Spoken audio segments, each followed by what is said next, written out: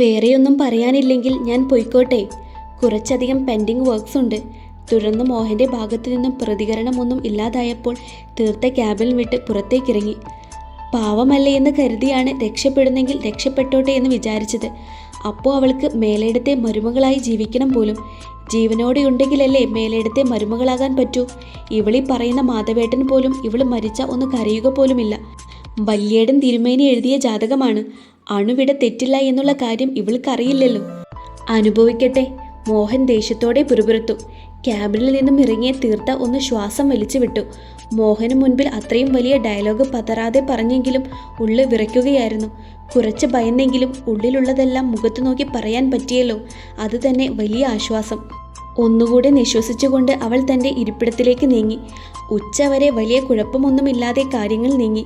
തീർത്ത തൻ്റെ പെൻഡിങ് വർക്ക്സിൽ മുഴുകിയിരുന്നു. അതിനിടയിൽ മോഹൻ പുറത്തേക്ക് പോകുന്നത് അവൾ കണ്ടു. നീയും മോഹൻ സാറും ഒരു വീട്ടിലാണോ താമസം? മോഹൻ ഓഫീസിൽ നിന്നും പോയ ധൈര്യത്തിൽ ദൃശ്യ അവൾക്കരികിലേക്ക് വന്നു. ആ അതേലോ. തീർത്ത തലയാട്ടി. അപ്പോൾ നിങ്ങൾ ഒരുമിച്ചാണോ വരുന്നത്? ദൃശ്യയുടെ കണ്ണുകളിൽ ആകാംക്ഷ. അല്ല, മോഹൻ സാർ നേരത്തെ പോകും. എന്നെ മാധവേട്ടനാ ഡ്രോപ്പ് ചെയ്യാറ്. ഏട്ടന് തിരക്കുള്ളപ്പോൾ ഞാൻ ബസ്സിന് വരും. ഒരല്പം ഗമയോടെ അവൾ പറഞ്ഞു. നീ വീട്ടിലും മോഹൻ സാർ എന്നാണോ വിളിക്കുന്നത്? ദൃശ്യയുടെ മുഖത്ത് സംശയം. അതെ. വിളിച്ച് ശീലിച്ചു പോയത് മാറ്റാൻ പറ്റുന്നില്ല. മാധവേട്ടൻ വിളിക്കുന്നത് പോലെ ചെറിയച്ഛനെന്ന് വിളിക്കാൻ വീട്ടിലുള്ള എല്ലാവരും നിർബന്ധിക്കും. പക്ഷേ നാവിൽ വരണ്ടേ? തീർത്ത ഒന്ന് ചിരിച്ചു. ദൃശ്യ അത് വിശ്വസിച്ചെന്ന് തോന്നുന്നു. അവളും ചിരിച്ചു. പിന്നീട് അങ്ങോട്ട് ഓഫീസിലെ മറ്റ് സ്റ്റാഫുകൾ പതിവില്ലാത്തൊരു ബഹുമാനം അവൾക്ക് നൽകി. ആദ്യമൊന്നും വേണ്ടായിരുന്നുവെന്ന് തോന്നിയെങ്കിലും തീർത്ത പിന്നീടത് ആസ്വദിക്കാൻ തുടങ്ങി. ഓഫീസിൽ നിന്നും മോഹൻ നേരെ പോയത് മേലിടത്തേക്കാണ്. തീർത്ത എതിർത്ത് സംസാരിച്ചത് അയാൾക്ക് ഉൾക്കൊള്ളാനായിരുന്നില്ല. മേലിടത്തെത്തിയ അയാൾ ഹാളിലേക്ക് കയറിക്കൊണ്ട് മാധവനെ ഉറക്കെ വിളിച്ചു. രാവിലെ ജാനകിയെ വിളിച്ചപ്പോൾ മാധവ് ഇന്ന് ലീവാണെന്നുള്ള കാര്യം അയാൾ അറിഞ്ഞിരുന്നു. നല്ല ഉറക്കത്തിലായിരുന്ന മാധവ് ചെറിയച്ഛൻ്റെ വിളി കേട്ട് ഞെട്ടി എഴുന്നേറ്റു. അയാളുടെ ശബ്ദം കേട്ട് മേലിടത്തുണ്ടായിരുന്ന ബാക്കി എല്ലാവരും കാര്യമറിയാതെ ഹാളിലേക്കെത്തി. എന്താ ഏട്ടാ? പതിവില്ലാതെ ഭർത്താവ് നേരത്തെ വന്നത് കണ്ട് നനഞ്ഞ കൈ സാരിത്തലപ്പിൽ തുടച്ചുകൊണ്ട് ജാനകി ചോദിച്ചു. അവർ അലക്കുകയായിരുന്നു. സാരിയുടെ മുൻവശം മുഴുവൻ നനഞ്ഞിരുന്നു. മാധവ് എവിടെ ഏട്ടത്തി? ജാനകിക്ക് പിറകെ റൂമിൽ നിന്നു നടന്നു വന്ന പാർവതിയെ നോക്കിക്കൊണ്ട് മോഹൻ ചോദിച്ചു. അവൻ റൂമിലുണ്ട്. എന്താ മോഹ? മോഹന്റെ മുഖത്തെ മുറുക്കം കണ്ട് പാർവതി ചോദിച്ചു. ഏട്ടത്തി അവനൊന്ന് വിളിച്ചേ. ഉള്ളിലെ ക്ഷോഭം അടക്കാനാവാതെ അയാൾ ലിവിംഗ് റൂമിലൂടെ തലങ്ങും വിലങ്ങും നടന്നു. എന്താ ചെറിയച്ച? പാർവതി മാധവനെ വിളിക്കാനായി മുകളിലേക്ക് പോകാൻ തുടങ്ങിയതും അവൻ താഴേക്കിറങ്ങി വന്നു. നീ ഇത് എന്ത് ഭാവിച്ച? ദേഷ്യത്തോടെ അയാൾ അവനെ നോക്കി. എന്ത് ഭാവിക്കാൻ?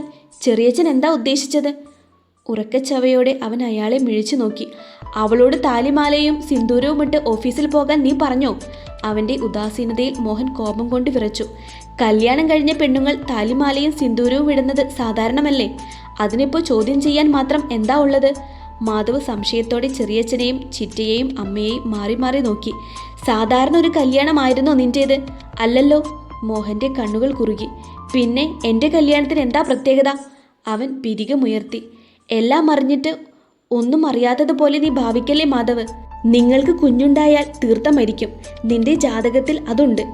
അങ്ങനെയുള്ളപ്പോൾ അവൾ നിന്റെ ഭാര്യയാണെന്ന് എല്ലാവരും അറിഞ്ഞാൽ ആ മരണത്തിൽ സംശയങ്ങൾ ഉണ്ടാകും.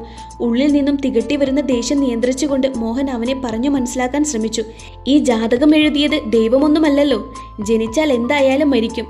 അത് ഉറപ്പുള്ള കാര്യമാണ്. പിന്നെ തീർത്ത പ്രസവിച്ചാലല്ലേ മരിക്കൂ. എന്നാ പ്രസവിക്കുന്നില്ല. ഒരാളുടെ ജീവനെടുത്തുകൊണ്ടൊരു ജീവിതം എനിക്ക് വേണ്ട. മാധവന്റെ മുഖം ശാന്തമായിരുന്നുവെങ്കിലും വാക്കുകൾക്ക് നല്ല ഉറപ്പുണ്ടായിരുന്നു.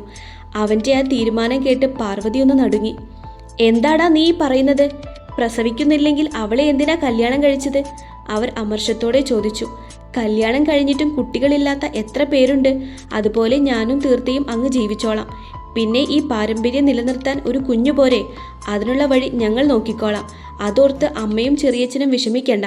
അതും പറഞ്ഞുകൊണ്ട് അവർക്ക് മറ്റൊന്നും പറയാൻ അവസരം കൊടുക്കാതെ മാധവ് തൻ്റെ റൂമിലേക്ക് നടന്നു.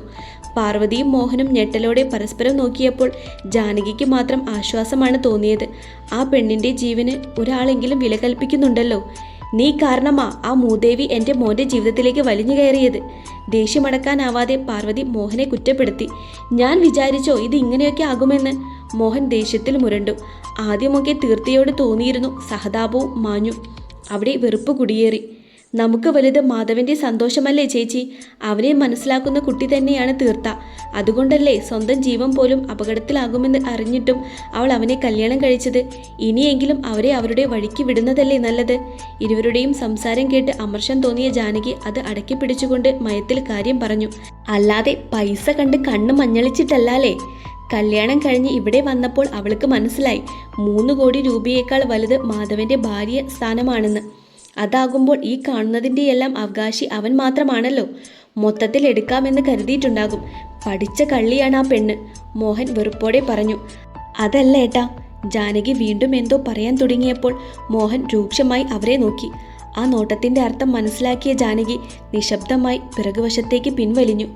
പരസ്പരം പോരടിച്ചിട്ട് കാര്യമില്ല മോഹ, എന്തെങ്കിലും ഒന്ന് ചെയ്യണം. പരസ്പരം പോരടിച്ചിട്ട് കാര്യമില്ല മോഹ, എന്തെങ്കിലും ഒന്ന് ചെയ്യണം.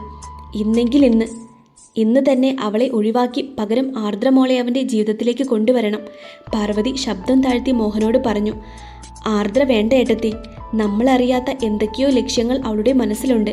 അല്ലെങ്കിൽ അവളൊരു സൈക്കോ ആണ്. നമ്മളുടെ കുടുംബം തന്നെ നശിപ്പിച്ചു കളയും. ആർദ്രയുടെ സ്വഭാവത്തെപ്പറ്റി നല്ലതുപോലെ അറിയാമായിരുന്ന മോഹൻ പറഞ്ഞു.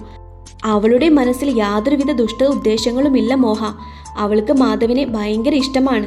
അതുകൊണ്ടാണല്ലോ ഈ ലോകത്ത് ഒരു പെണ്ണും ചെയ്യാത്ത കാര്യം അവൾ അവനു വേണ്ടി ചെയ്യാൻ തയ്യാറായത്. ഈ 2ാം കെട്ടുകാരനെ കല്യാണം കഴിക്കാൻ അവളെപ്പോലെ സൗന്ദര്യവും സമ്പത്തും പ്രതാപവുമുള്ള ഒരു പെൺകുട്ടി ഇന്നത്തെ കാലത്ത് തയ്യാറാവുമെന്ന് നിനക്ക് തോന്നുന്നുണ്ടോ? പാർവതി ചോദിച്ചു. അത് തന്നെയാട്ടത്തി എന്നെയും കുഴപ്പിക്കുന്നത്. ഒന്ന് ശ്വാസം എടുത്തുകൊണ്ട് മോഹൻ തുടർന്നു. മേലെടുത്ത് വെച്ച് നോക്കുമ്പോൾ വിശ്വനാഥൻ്റെ കുടുംബത്തിന് നമ്മുടെ ഒപ്പത്തിനൊപ്പം എല്ലാ കാര്യങ്ങളുമുണ്ട്. അളന്നു തൂക്കിയാൽ ഒരു പൊടിക്ക് കൂടുതൽ അവിടെയാണ്. അങ്ങനെയുള്ളപ്പോൾ ആ തറവാട്ടിലെ ഏക അവകാശി മാധവനെ തന്നെ കല്യാണം കഴിക്കണമെന്ന് വാശി പിടിക്കുന്നത് എന്തിനാണ്? ഇവനേക്കാൾ നല്ല ചെക്കനെ അവൾക്ക് കിട്ടില്ലെന്നുണ്ടോ? മോഹൻ്റെ നെറ്റിയിൽ സംശയത്തിൻ്റെ ചുളിവുകൾ. അതിൻ്റെ കാരണമാണ് മോഹ പ്രേമം. അതെന്തെങ്കിലും ആകട്ടെ. ആർദ്രമോളുടെ കാര്യം നമുക്ക് പിന്നെ സംസാരിക്കാം. ഇപ്പോൾ തീർക്കേണ്ടത് അവളെയാണ്. തെരുവിൽ നിന്നും വലിഞ്ഞു കയറി വന്ന പിച്ചക്കാരിയെ. പാർവതിയുടെ മിഴികൾ കോപത്താൽ ഇരിഞ്ഞു. മുഖത്തെ പേശികൾ വലിഞ്ഞു. അതിപ്പോൾ ഏട്ടത്തി പറഞ്ഞില്ലെങ്കിലും ഞാൻ ചെയ്യും. ആ ഇളയ കൊച്ചിനെ കണ്ടപ്പോൾ അവളെ ഇതിലേക്ക് വലിച്ചിഴച്ചതിൽ എനിക്ക് കുറ്റബോധം തോന്നിയിരുന്നു. പക്ഷേ ഇപ്പോൾ അതില്ല. എന്നെ എതിർത്ത് സംസാരിച്ച ആ നിമിഷം തന്നെ അവൾക്കുള്ള വടി വെട്ടിക്കഴിഞ്ഞു.